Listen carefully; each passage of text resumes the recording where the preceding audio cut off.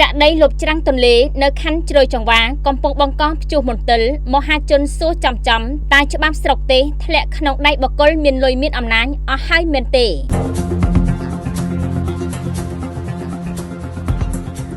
ភ្នំពេញសកម្មភាពចាក់ដីរំលោភយកឆ្នេរខ្សាញ់និងច្រាំងទន្លេដែលជាសម្បត្តិសាធារណៈរបស់រដ្ឋកំពុងតែបន្តកាត់មានយ៉ាងកក្រឹកកក្រែងនិងប្រហើនបំផុតស្ថិតនៅក្នុងភូមិសាស្ត្រភូមិចំបក់មាសសង្កាត់បាក់ខែងខណ្ឌជ្រោយចង្វារាជធានីភ្នំពេញជាស្ដែងនៅថ្ងៃប្រហ័សទី25ខែមិថុនាឆ្នាំ2026ក្រុមការងារអ្នកសាស្ត្រព័ត៌មានជាច្រើនអង្គភាពបានចុះទៅពិនិត្យផ្ទាល់ដល់ទីតាំងនិងបានផ្តិតយករូបភាពដែលបង្ហាញយ៉ាងច្បាស់ថាសកម្មភាពចាក់ដីយ៉ាងអនាធិបតេយ្យនេះកំពុងតែលៀនជ្រែកចូលទៅក្នុងផ្ទៃទឹកនិងដីចំណីទន្លេយ៉ាងជ្រៅគួរឲ្យអាសូរដល់ទន្លេមេគង្គទីតាំងដែលកំពុងរងការរំលោភបំពាននេះស្ថិតនៅក្នុងភូមិសាស្ត្រសង្កាត់បាក់ខែងខណ្ឌជ្រោយចង្វារាជធានីភ្នំពេញដែលបច្ចុប្បន្នគេសង្កេតឃើញមានគ្រឿងចាក់ធុនធ្ងន់និងកម្មករជាច្រើននាក់ដែលកំពុងតែបំពេញការងារយ៉ាងសកម្មដោយមិនញញើតនឹងច្បាប់ទម្លាប់បន្តិចណាឡើយផ្អែកតាមប្រភពពីប្រជាពលរដ្ឋនៅក្នុងមូលដ្ឋាននិងអ្នករាយការណ៍ព័ត៌មានបាននឹងកំពុងដាក់មន្ទិលសង្ស័យយ៉ាងខ្លាំងថាបើមិនមានការខົບខិនបើកភ្លើងខៀវឬកាំងពីក្រោយពីសំណាក់អាជ្ញាធរពាក់ព័ន្ធនៅក្នុងមូលដ្ឋានទេនោះតើបុគ្គលឯកជនឯណាអាចមានសិទ្ធិអំណាចអ្វីមកកាយដីលុបទន្លេដែលជាសម្បត្តិរួមរបស់ជាតិតាមអំពើចិត្តបែបនេះឬមួយឲ្យតែមានលុយមានអំណាចគឺអាចធ្វើអ្វីបានទាំងអស់ដោយមិនបាច់ខ្វល់ពីច្បាប់ការយកគ្រឿងចាក់មកដឹកជញ្ជូនដីលុបច្រាំងទន្លេនេះមិនត្រឹមតែជាការបំពានច្បាប់ដីធ្លីប៉ុណ្ណោះទេប៉ុន្តែវាកំពុងតែបំផ្លាញនៅបរិស្ថានប្រព័ន្ធអេកូឡូស៊ីនិងដីច្រាំងទន្លេដែលជាសម្បត្តិរដ្ឋយ៉ាងធ្ងន់ធ្ងរសកម្មភាពបំផ្លាញទ្រព្យសម្បត្តិរដ្ឋនេះបានចាត់ជាសំណួរយ៉ាងធំផ្ញើទៅកាន់លោកលឹមសុភាអភិបាលខណ្ឌជ្រោយចង្វាថាតើលោកពិតជាបានដឹងឮដែរឬទេឬមួយក៏ធ្វើជាភ្នែកងងឹនឬក៏ត្រូវថ្នាំសណ្ដំទឹកប្រាក់មិនដឹងមិនឮអព្យាក្រឹតភាពចំពោះទង្វើខុសច្បាប់ទាំងនេះតែកតិនទៅនឹងករណីបំផ្លិចបំផ្លាញធនធានធម្មជាតិនិងសម្បត្តិសាធារណៈនេះបើតាមទស្សនវិជ្ជាច្បាប់នៃព្រះរាជាណាចក្រកម្ពុជាច្បាប់ភូមិបាលឆ្នាំ2001មាត្រា15និងមាត្រា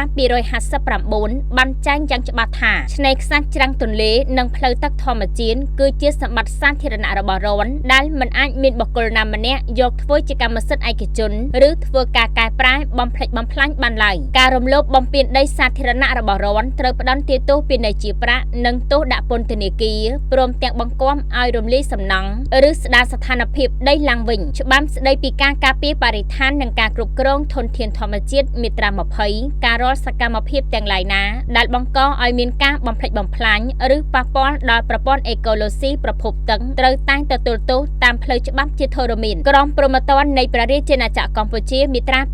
608តាក់ទិនទៅនឹងការបំផ្លិចបំផ្លាញដោយចេតនានៅទ្រព្យសម្បត្តិសាធារណៈដែលត្រូវប្រឈមមុខនឹងការចោទប្រកាន់តាមផ្លូវតុលាការព្រោះតែមើលឃើញពីវិនិស្សកម្មនៃច្រាំងទន្លេនេះប្រជាពលរដ្ឋនិងមហាជនទូទៅសូមគោរពសំណូមពរយ៉ាងទទូចដល់1ឯកឧត្តមអៀងសុផាឡែនរដ្ឋមន្ត្រីក្រសួងបរិស្ថាន2ឯកឧត្តមថៅចេថារដ្ឋមន្ត្រីក្រសួងធនធានទឹកនិងឧតុនិយមមេត្តាជួយចាត់មន្ត្រីជំនាញចុះពិនិត្យមើលពីផលប៉ះពាល់បរិស្ថានប្រព័ន្ធអេកូឡូស៊ីនិងលំហូរទឹកទន្លេនៅតំបន់នោះជាបន្ទាន់ទន្ទឹមនឹងនេះសូមគោរពស្នើសុំដល់ឯកឧត្តមខុងស្រេងអភិបាលនៃគណៈអភិបាលរាជធានីភ្នំពេញមេត្តាចាត់វិធានការក្តៅចុះទប់ស្កាត់ឲ្យបានទាន់ពេលវេលាដើម្បីកុំឲ្យដីរ៉នត្រូវធ្លាក់ក្នុងដៃបុគ្គលខិលខូចជាពិសេសសូមរំលឹកនិងសំណូមពរចំដល់លោកលឹមសុភាអភិបាលខណ្ឌជ្រោយចង្វាមេត្តាបង្ហាញពីភាពស្អាតស្អំនិងការទទួលខុសត្រូវរបស់ខ្លួនដោយចាត់មន្ត្រីជំនាញចុះផ្អាកនៅសកម្មភាពនេះជាបន្ទាន់ដើម្បីកុំឲ្យមានការរិះគន់និងមន្ទិលសង្ស័យពីមហាជន